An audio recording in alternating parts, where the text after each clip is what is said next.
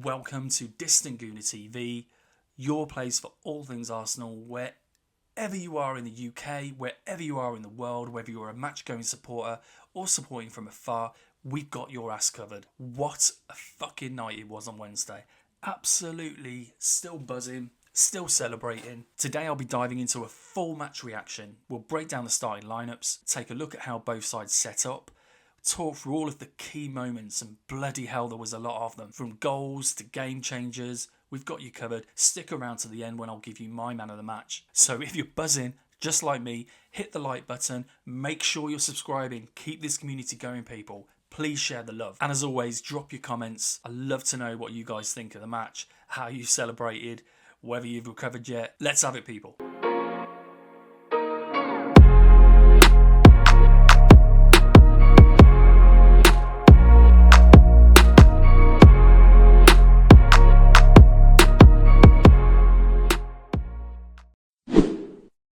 Big up Mikel Arteta. Man was clearly watching Distant Gooner TV. If you'd have watched my match preview, and if you haven't, go and check it out now, you'd have seen that he picked the exact starting 11 that Distant Gooner picked.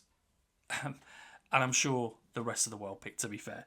It was pretty predictable. I think we're safe to say now that this is the best starting lineup that we can put out there at the moment. Great minds think alike, Mikel. So let's start with Arsenal then. As expected, Lewis Skelly came in at left back in place of Kieran Tierney, and thank God Thomas Partey started. I mean, I was worried. So when Jorginho went down injured, and of course in the last game Thomas Partey went off for a bit, I was thinking, oh man, we cannot afford to not have one of them available.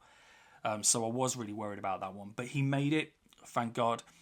And it was great to see Ben White back on the bench as well. So clearly the knock that he picked up in training wasn't too bad. I was a bit concerned about that.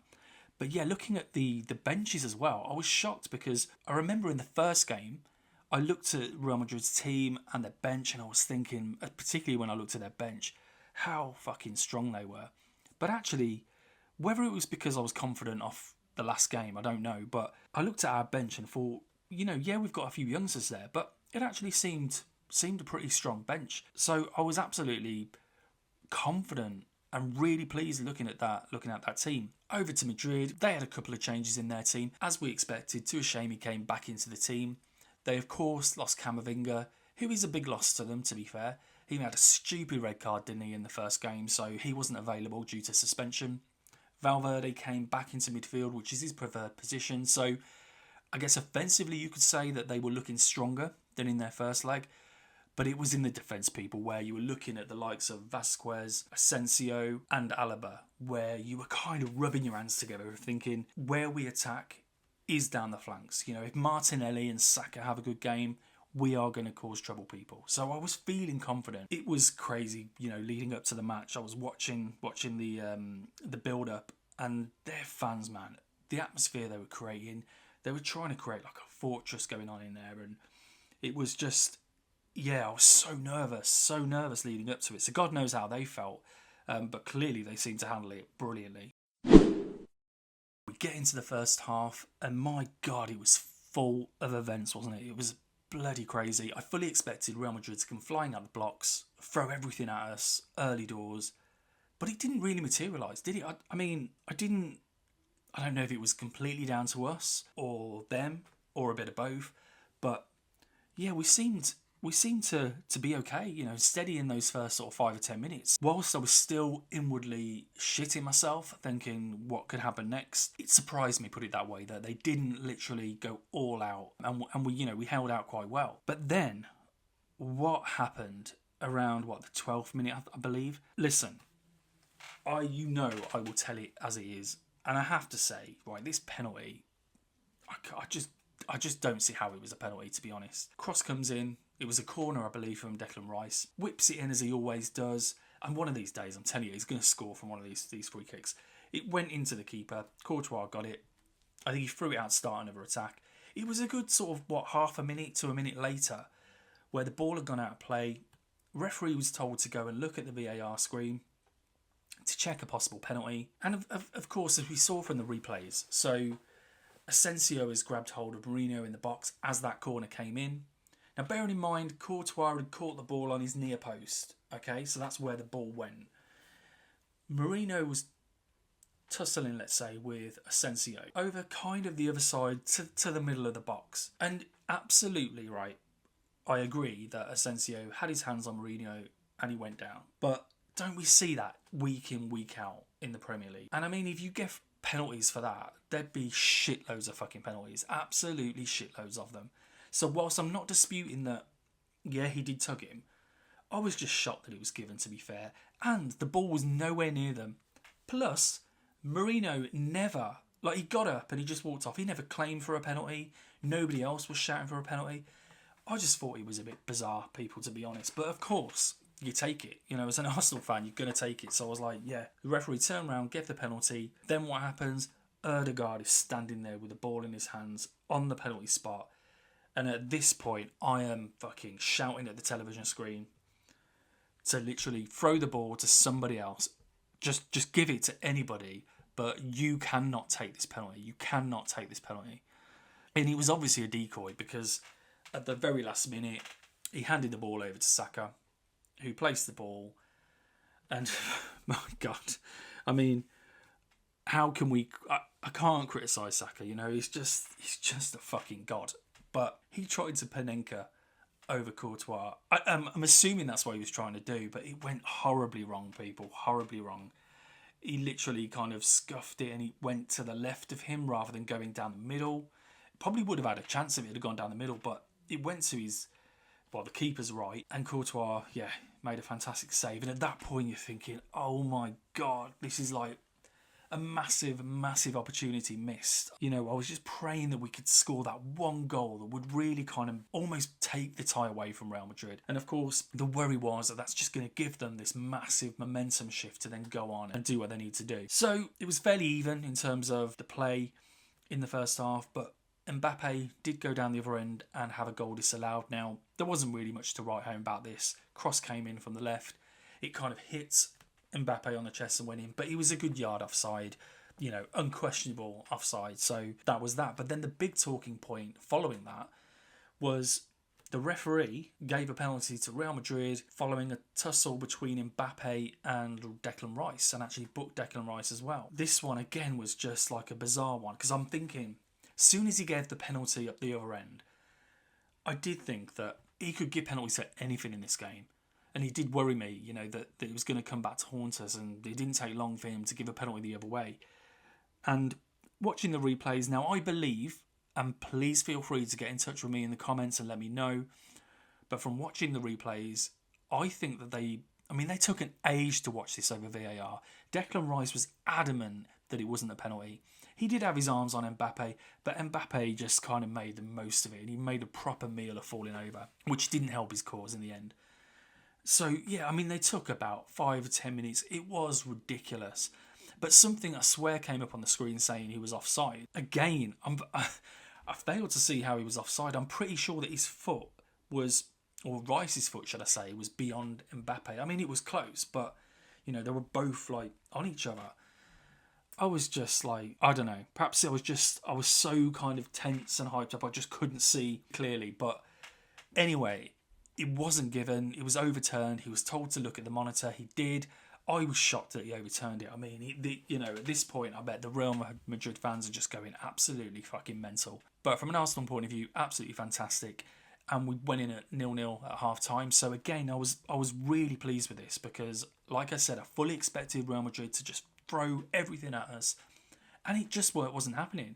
I think it was a fairly comfortable first half, and I was really confident going in 0-0 that we were on the brink of doing this. Second half, to start, Arsenal were determined to make amends for the missed penalty, and Starboy redeemed himself, and in all the ways that he could have done this. After that penalty miss, I mean, to dink the ball as he was trying to do for the penalty to Courtois was fucking unbelievable, Starboy. I bloody love you.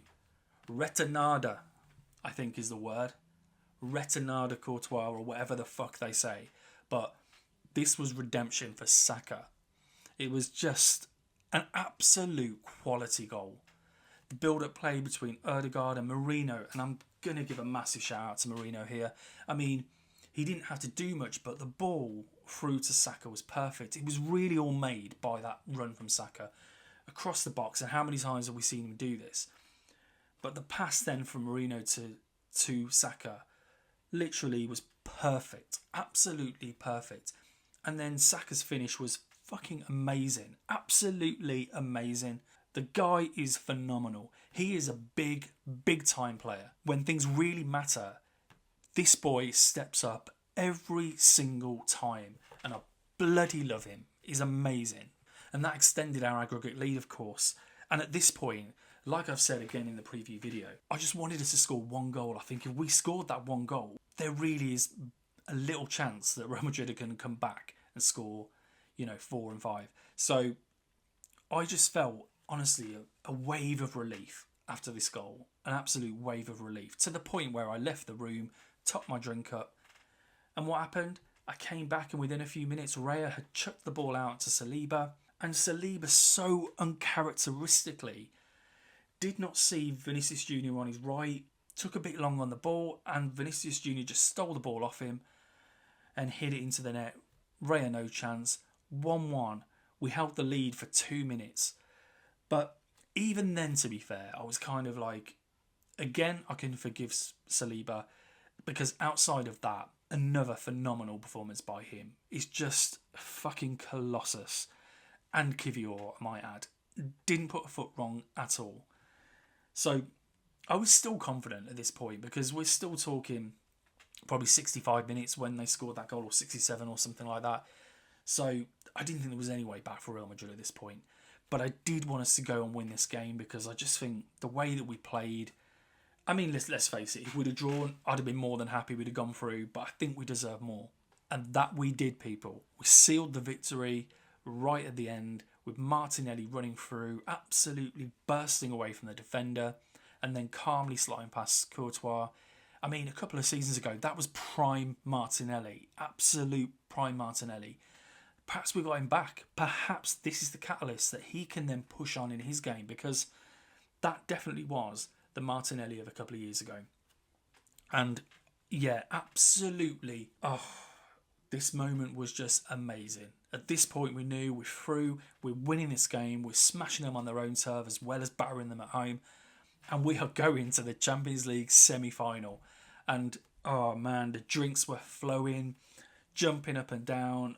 Oh, God, it was just crazy. Crazy at this point. And with that, we completed this historic victory over Real Madrid. Now let's talk man of the match. Now, I mean, there was a number of candidates to this. I can't lie. There was a number of them. Lewis Skelly. The guy is fucking crazy. He's 18 years old, doesn't give a shit about anybody out there. His personality and confidence on the ball is fucking ridiculous. Absolutely ridiculous. The amount of times that he took the ball inside, in like a midfield position, and could glide past players, his strength, his arrogance, absolutely amazing. Amazing performance. Kivior, he's been criticised, and I'm not just going to say this now because, he's come in and done well, but I think he's been overly criticised in the past because, let's face it, we bought him, he had a good reputation, he's a strong performer for Poland. Even when he's played, yes, he's made the odd mistakes, but as we've seen, it can happen to the best of them. Saliba did a mistake, which led to a goal. It can happen. But it's not like he makes mistakes every week or all the time. And it's even harder when you're coming in and out of the team. You haven't got that consistency in your game. But he has come on at a time when this has been crucial. Let's face it, guys, this has been crucial to our season. This is crunch time.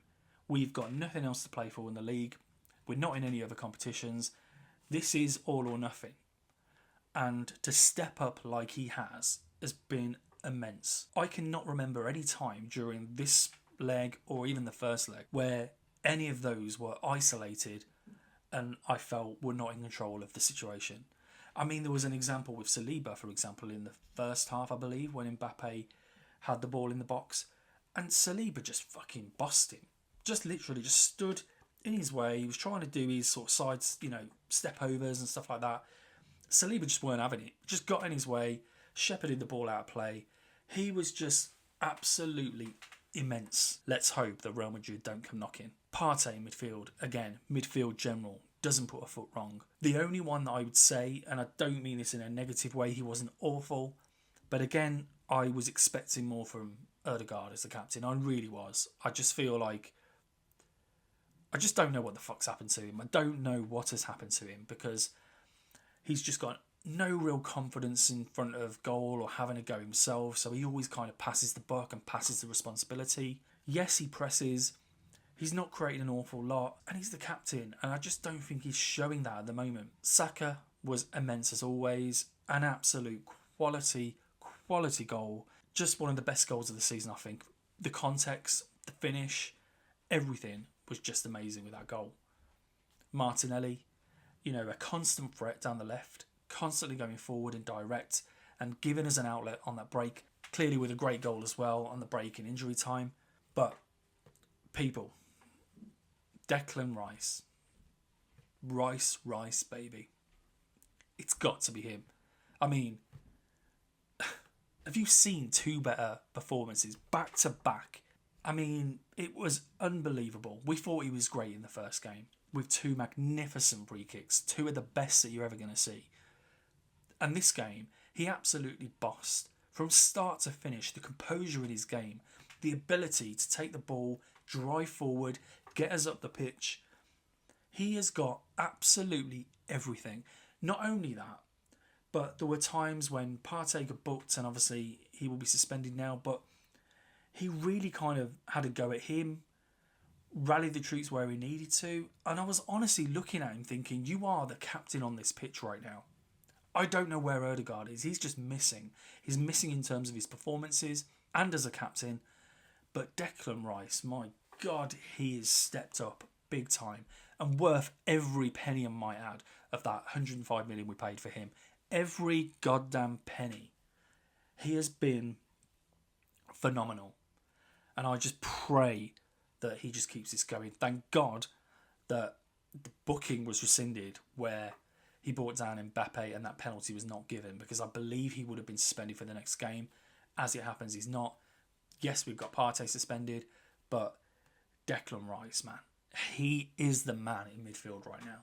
Now the focus shifts, people, to the semi-finals. Yes, the semi-finals of the Champions League against PSG. The last encounter in October saw us score a 2-0 victory over PSG with Kai Havertz and Bukayo Saka getting the goals. But PSG, under the management of Luis Enrique, they are flying right now. Absolutely flying. I say this, but in the game against Villa on Tuesday, fair play to Villa, because at the end of it, I mean, they were close to getting that to extra time. There was a couple of chances where they really could have taken it, and they gave it a right go. So, let's face it, we've got nothing to fear. I don't care how fucking good PSG are. We've just beaten the 15-time European champions. Not just beaten them, outclassed them, battered them, beat them on our patch and their patch. So we've got nothing to fucking fear. The first leg will take place at the Emirates, and I believe it's a Tuesday night. It is 29th, Tuesday the 29th at 8 p.m. And then the second leg, which will take us to PSG, that's going to be tough in itself. It's a Wednesday night, kicking off at 8. But, we've done it this way around, obviously, in this tie. We played Real Madrid at home first, and then we go away. I always prefer it the other way around, but, it clearly had no impact this time, and we can certainly do it again, people. And there we have it, people. If you enjoyed the video, please make sure you're clicking the like button, making sure you hit the bell to be notified of all the content that's going to come your way. And please, as always, subscribe to the channel.